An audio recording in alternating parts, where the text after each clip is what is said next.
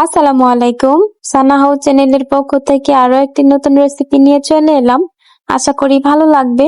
ঘরে কোনো বাজার না থাকলে এটা ট্রাই করতে পারেন। একদমই সহজ এবং বেশি উপকরণ লাগে না। যারা সবজি খেতে পছন্দ করেন না তারা এভাবে রান্না করে খেতে পারেন। আমি একটা পেঁপে নিয়েছি আর ডাল দিয়ে এভাবে রান্না করব, দেখতে থাকুন। পেঁপেটা কেটে নিলাম এবং ধুয়ে নিব ডাল আর পেঁপে সুন্দর করে। এখন প্রেসার কুকারে পেঁপে আর ডাল গুলা দিয়ে দিলাম, সাথে পেঁয়াজ মরিচও দিয়ে দিব। দিয়ে এখন একটা টমেটো কুচি দিয়ে দিলাম, কিছু সামান্য লবণ দিয়ে দিব, হলুদের গুঁড়া, মরিচের গুঁড়া আর ধনিয়ার গুঁড়া দিয়ে মেখে নিব। মাখে নেওয়া হয়ে গেলে 2টা দারচিনি দিয়ে দিলাম ফ্লেভারের জন্য। এখন পানি দিয়ে দিব পরিমাণ মতো, বেশি পানি দেওয়ার দরকার নেই। আমি প্রেসার কুকারে একটা সিটি নিয়ে দিব 3-4টা। এই তো হয়ে গেলে আমি একটু ফুটা দিয়ে দিব। এমনিতেই সিদ্ধ হয়ে গেছে, একটু ফুটা দিয়ে দিলে ভালো হবে ডালটা। এখন আমি একটা ডিম ভেজে নিব, এই জন্য কড়াইতে ডিমটা দিয়ে দিলাম। দেওয়ার পরে ডিমটা ভেজে টুকরো টুকরো করে নিব, ভালো লাগবে ডালটাতে।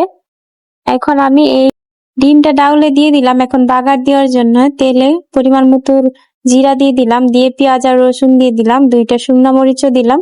এখন ভেজে লাল লাল করে নিব, ফ্লেভার ভালো আসবে। এখন নেড়ে চেড়ে লাল লাল হয়ে গেলে এই ফোড়নটা আমি ডাউলে দিয়ে দিব। দিয়ে দেওয়া হয়ে গেছে। এখন আমি একটু নেড়ে চেড়ে দিব, বেশি জাল দেওয়ার আর দরকার নেই, যেহেতু আমার ডালটা হয়ে গেছে। এখন আমি নেড়ে চেড়ে নামিয়ে নিব। এত তাড়াতাড়ি রেসিপিটা হয়ে গেল, দেখতেই পাচ্ছেন। একদম সহজ উপায়, কোনো সময়ের প্রয়োজন নেই, শুধু বসিয়ে দিলেই হয়ে যায়। এখানে দেখুন আমার ডালটা রেডি হয়ে গেছে। এত মজা এটা খেতে, কি বলবো।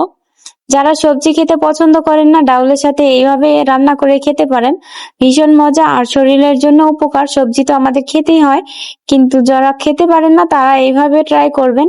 আশা করি ভালো লাগবে। আমার ভিডিওটি ভালো লাগলে অবশ্যই লাইক এবং কমেন্ট করবেন, শেয়ার করতেও ভুলবেন না। আমার চ্যানেলটাকে সাবস্ক্রাইব করে দিবেন।